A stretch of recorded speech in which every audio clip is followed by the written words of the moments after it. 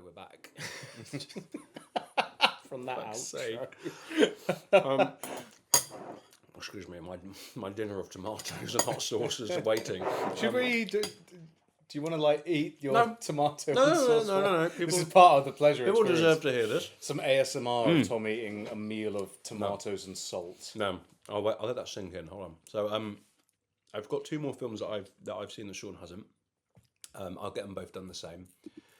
I saw, and again, I think these were released in 2024 for the UK. I know for a fact that one of them was definitely 2023. But anyway, we saw them when they were released. For us to watch them. So we can give you. The first one is The Holdovers. And that is directed by... Should have done this before we started. I also love that you've remembered to do that every time. I haven't mentioned a single fucking director. It was made by your man. Made by your boy. Alexander Payne. It stars Paul Giamatti. Yeah. And it's funny actually because when I was looking through films that came out in the UK in 2024, I completely forgot about this film because this film, to describe it in a sort of feeling, is it feels way older than it is. This film already feels like it's about 10 years old. Longer actually. This film feels like it was made at the same time as Ferris Bueller's Day Off. It's that kind of 80s nostalgic feel to it. I know that's the whole aesthetic of it, but the writing, it just very much feels like a film made in the past. It doesn't feel like a modern film replicating that time period. You just reminded me of a film I forgot that I've seen that you haven't. Yeah. That's not 2024 though, never mind. That's all right, we can still talk about it afterwards. Yeah, sure. Yeah. But it's remember that. Remember that, people. Remember it. For whenever fucking you hear that.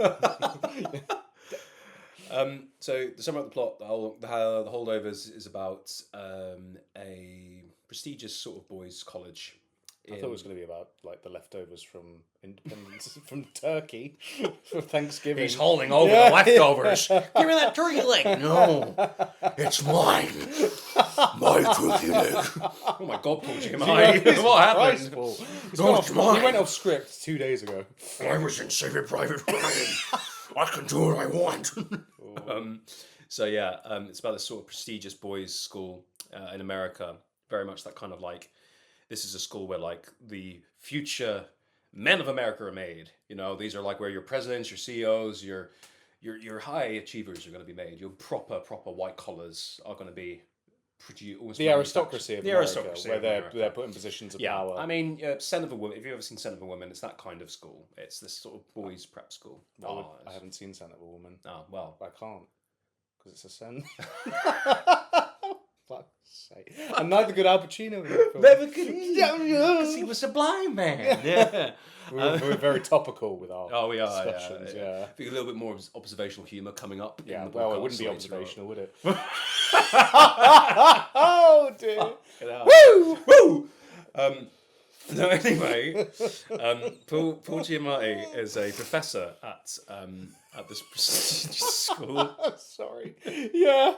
No, go on. And between turkey and blindness. Yeah, and he's holding onto the turkey, and the kids are like, "Let me in, Paul!" And he's like, "No, and my turkey." And that's the film. That's the film. Now, Paul Giamatti is a professor at this prestigious boys' school, but he's very much a professor of the past. So he's very much he feels like a professor from the 1800s rather than the 1980s.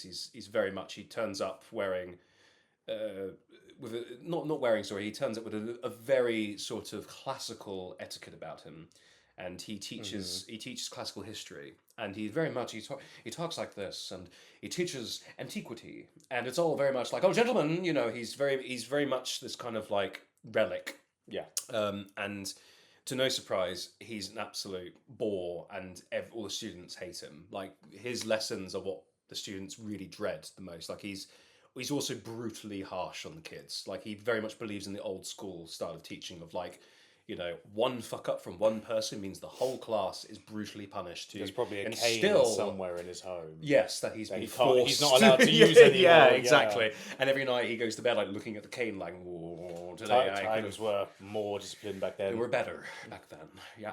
And he's all about instilling the team spirit. It's all for one, and you've got to be looking after each other, but basically every year for for the holidays, for Thanksgiving and Christmas, the students go home. School breaks up and everyone goes home because it's a boarding school, so the kids usually stay there, so they usually go home. But every year there's a handful of students that essentially, for whatever reason, can't go home, so they have to stay at school, which means it's up to one teacher and one of like a basic handful of staff. So I can see this wacky combination of he's the worst teacher for the job, but he's forced to stay over with these kids. What a not share the holdover. chicken, Not share the turkey. No turkey for you.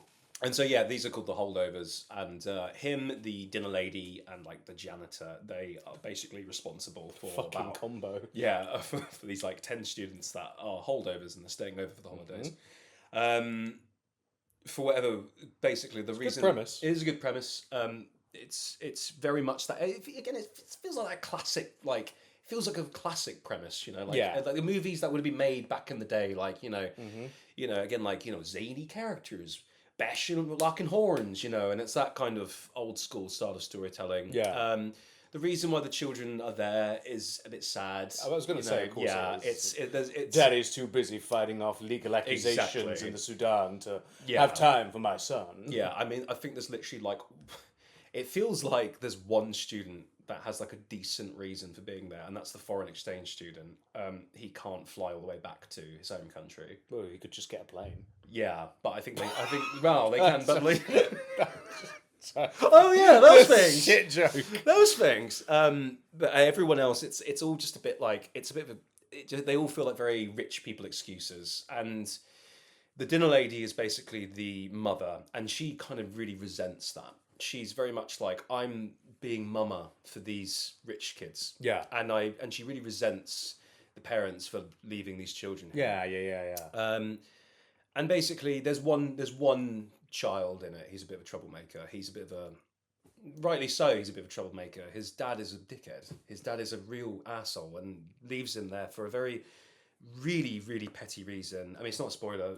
He's on holiday, and he just doesn't want his son there. That's it. He's taking his Christmas holiday, and he just doesn't want his son there. He's taking his wife there, not his mother, his wife. His partner, he's taking on holiday with, but just not his son, because it's an adult holiday. So he has to fucking stay in the school. So yeah, and for those sort of reasons, understandably, he's a little bit pissed off and a bit angry, and he's very much kind of like butting heads with all the other students. A real rapscallion. Yeah, just kind of like, again, this is very much kind of one of those stories where like it's very much just about the feeling. It's very much Dead Poets Society. It is very much that. And yeah, and we've kind of seen this before. It's troubled lost man. Yeah, this film lives and dies on its atmosphere, the sort of tone that it creates. The acting between Paul Giamatti and the kid that stays over are like what hold it together. The dinner lady is also fantastic, because what I really loved about that was that she very much could have just been the kind of like mama character who like looks after these young women. I'm gonna look after you. I'm gonna cook you all good meals, It's like, but but it actually goes really into her character a lot more than I thought it would, and she's got a really interesting character to do with like her upbringing and like how she spends the holidays, and it just goes a little bit beyond of what is expected of it. It's kind of when you see the trailer. Dare I say it subverts your expectations a little bit? Yeah. It's kind of, you kind of know where it's going to go. It can be good go. sometimes. Yeah, it doesn't massively subvert your expectations. It just goes a little bit extra than what you are expecting. You're expecting a very kind of like run of the mill coming of age story about a young boy who's kind of dealing with the fact that he doesn't live with he's kind of losing touch with his parents, and it's about this professor who's a hard ass who then softens up and realizes the pain, the anguish, and the teen angst of like his students, and changes his methods, and it's very much that, it's very much expected, but it just goes a little bit further in terms of its development for its characters, and that's what I think what makes it really stand out actually, and makes it already feel quite timeless. Like, I remember speaking to my other friend about this, and he said it feels like it's already an old film, like a bit of a classic. It already feels like it's like a classic, but it's not. It was only made like a year ago. So yeah, I mean, it's hard to like go much more into it without spoiling much, but its tone, its acting is what really elevates it, and I would very much recommend it. It's a very, very good film. It's very much a Christmas film. So like, if you're up for that, like lovely kind of like feel good kind of like, but also just like very witty, very well written, very humorous. I'd stick it on. It's not you might think it might be too deep and too serious. It's still got a lot of that wit and that, like banter and back and forth between everyone, and it's very, very, very well written. So yeah, you do have fun. You have some laughs. You have some tears. Sometimes you cry, sometimes you're laughing. It's Hollywood, baby. It's a film. So yeah, I'd give it a four. A four. Turkey leftovers. Turkey leftovers out of 5 chickens. That's what I give it. Turkeys. Sorry, not chicken. I do that. We've really got off rails with this one. One of the things I will say is Paul Giamatti's character. There's so much time and devotion dedicated to how like unbearable he is. So like it even goes into like his stench. He stinks of basically he has a condition where his sweat is acrid. So he can't help it. Also doesn't help the fact that he drinks every night, so he stinks of booze and acrid sweat.